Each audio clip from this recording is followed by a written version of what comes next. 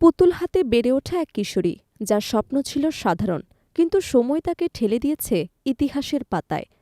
কারাগারের দেয়াল, আন্দোলনের রাজপথ আর রাষ্ট্রক্ষমতার কেন্দ্র, সবকিছুর মাঝখানে দাঁড়িয়ে এক নামই বারবার উচ্চারিত হয়েছে: বেগম খালেদা জিয়া। দিনাজপুরের সরকারি বালিকা বিদ্যালয়ের একজন ছাত্রী থেকে বাংলাদেশের সরকার প্রধান হয়ে ওঠার পথটি ছিল ঘটনাবহুল এবং চ্যালেঞ্জে পরিপূর্ণ। রাজনৈতিক জীবনের শুরুতেই নানা সংকট, প্রতিকূলতা এবং বিরোধিতার মুখে পড়লেও প্রতিটি ধাপে তিনি নিজেকে গড়ে তুলেছেন এক আপোষহীন এবং দৃঢ়চেতা নেতৃত্ব হিসেবে। দুর্যোগে মানুষের পাশে দাঁড়ানোই ছিল তার রাজনৈতিক দর্শনের প্রথম পাঠ। তৃণমূল পর্যায়ে ভাঙা সড়ক, বন্যা কবলিত জনপদের মানুষের কান্না এবং দুর্দশার মধ্য দিয়েই তিনি নিজের রাজনৈতিক অবস্থান শক্ত করেন।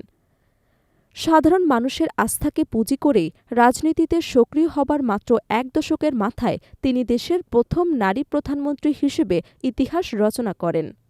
১৯৮৫ সালে গণতান্ত্রিক আন্দোলনে অংশ নিয়েও দাবি আদায় না হওয়ায় দেশের রাজনৈতিক অঙ্কনে বড় ধরনের টানাপোড়েন শুরু হয়।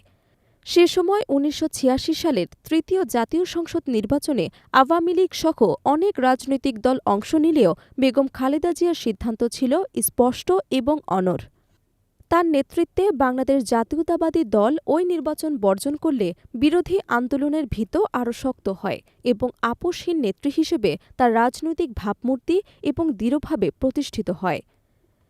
পরবর্তী সময়ে তার বলিষ্ঠ নেতৃত্বেই ১৯৯১ এবং ১৯৯৬ সালের জাতীয় সংসদ নির্বাচনে বিএনপি সরকার গঠন করে এবং ২০০১ সালের নির্বাচনে আবারও বিজয়ী হন তিনি। ক্ষমতায় থাকাকালে জাতীয় সংসদে দেয়া বক্তব্যে তিনি ভোটারদের প্রতি কৃতজ্ঞতা প্রকাশ করে বলেন, দেশের জনগণের সমর্থনই তার রাজনৈতিক শক্তির মূল ভিত্তি। তবে ক্ষমতার বাইরে থাকাকালীন সময়েও তার রাজনৈতিক সক্রিয়তা থেমে থাকেনি। ২০০৭ সালে দুর্নীতির মামলায় ১ বছর কারাবরণ করেন তিনি এবং ২০০৮ সালে বিরোধী দলে থেকেও সংসদে সক্রিয় এবং সজাগ ভূমিকা পালন করেন। ২০১৪ সালের জাতীয় সংসদ নির্বাচনে তত্ত্বাবধায়ক সরকারের দাবিতে আরও নির্বাচন বর্জন করে। আন্দোলনে নামেন বেগম খালেদা জিয়া। একইভাবে ২০১৮ সালের নির্বাচনের পরও নির্বাচন বর্জনের অবস্থানে অনড় থাকেন তিনি।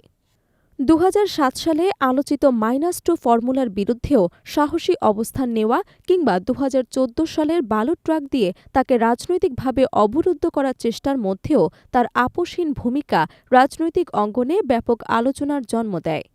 বিভিন্ন সময়ে দেয়া বক্তব্যে তিনি স্পষ্ট করে বলেন, দেশের বাইরে তার কোনো ঠিকানা নেই এবং দেশই তার একমাত্র ঠিকানা। মামলা, নির্যাতন এবং রাজনৈতিক চাপ সত্ত্বেও তিনি কখনো দেশ ছেড়ে যাননি। দুর্নীতির মামলায় ২০১৮ থেকে ২০২০ সাল পর্যন্ত কারাবন্দী থাকার পর অসুস্থতার কারণে নির্বাহী আদেশে মুক্তি পেয়ে গুলশানের বাসায় ফিরলেও কার্যত বন্দী জীবনযাপন করতে হয় তাকে এবং সে সময় পর্যাপ্ত চিকিৎসা না পাওয়ার অভিযোগও ওঠে। গণ অভ্যুত্থান পরবর্তী সময়ে রাজনৈতিক পরিচয়ের ঊর্ধ্বে উঠে দলমত নির্বিশেষে মানুষের ভালোবাসায় সিক্ত হন তিনি। উন্নত চিকিৎসার জন্য লন্ডনে গেলেও ৬ মাসের মাথায় দেশে ফিরে আসেন এবং বিমানবন্দর থেকে গুলশানের বাসায় ফেরার পথে দেওয়া সংবর্ধনায় প্রমাণ করে দেশের মানুষের কাছে তার জনপ্রিয়তা কতটা গভীর। অন্তর্বর্তী সরকারের ১ বছর পূর্তিতে আয়োজিত সশস্ত্র বাহিনী দিবসের অনুষ্ঠানে তাকে ঘিরে ছিল বিশেষ আগ্রহ।